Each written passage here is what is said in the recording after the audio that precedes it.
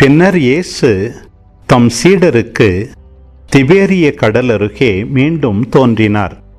அவர் தோன்றியது இவ்வாறு: சீமோன் பேதுரு, திதிம் எனப்படும் தோமா, கலிலேயாவில் உள்ள கானாவைச் சேர்ந்த நத்தனியேல், செபதேயுவின் மக்கள் ஆகியோரோடு இயேசுவின் சீடர்களுள் வேறு இருவரும் கூடியிருந்தனர்.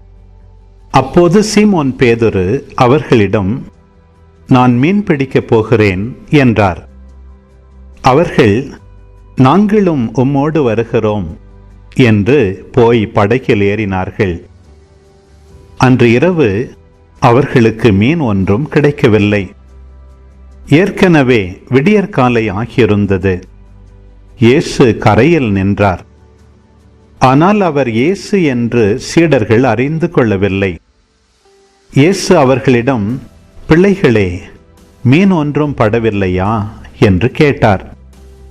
அதற்கு அவர்கள், இல்லை என்றார்கள். அவர், படகின் வலப்பக்கத்தில் வலை வீசுங்கள், மீன் கிடைக்கும் என்று அவர்களிடம் கூறினார்.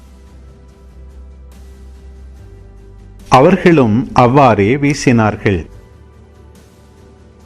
மீன்கள் மிகுதியாய் அகப்பட்டதால் அவர்களால் வலையை இழுக்க முடியவில்லை.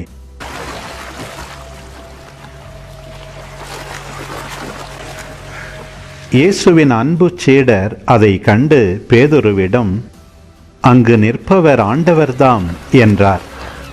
அதை கேட்டவுடன் தம் ஆடையை களைந்திருந்த சீமோன் பேதுரு ஆடையை இடுப்பில் கட்டிக்கொண்டு கடலில் குதித்தார். மற்ற சீடர்கள் மீன்களுடன் வலையை இழுத்து கொண்டு படகிலேயே வந்தார்கள். அவர்கள் கரையிலிருந்து வெகு தொலையில் இல்லை, ஏறக்குறைய 100 மீட்டர் தொலையில்தான் இருந்தார்கள். படகை விட்டு இறங்கியவுடன் கரியினால் தீ மூட்டியிருப்பதையும் அதன் மீது மீன் வைத்திருப்பதையும் அவர்கள் கண்டார்கள். அங்கு அப்பமும் இருந்தது.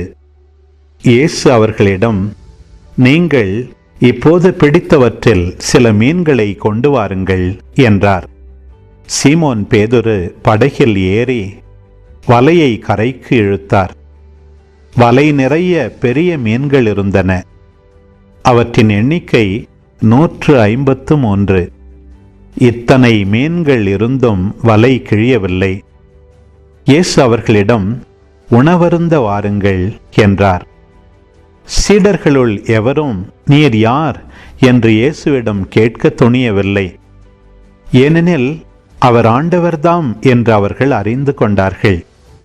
இயேசு அவர்கள் அருகில் வந்து அப்பத்தை எடுத்து அவர்களிடம் கொடுத்தார். மீனையும் அவ்வாறே கொடுத்தார். இவ்வாறு இயேசு இறந்து உயிருடன் எழுப்பப்பட்ட பின்பு தம் சீடருக்கு இப்போது 3ஆம் முறையாக தோன்றினார்.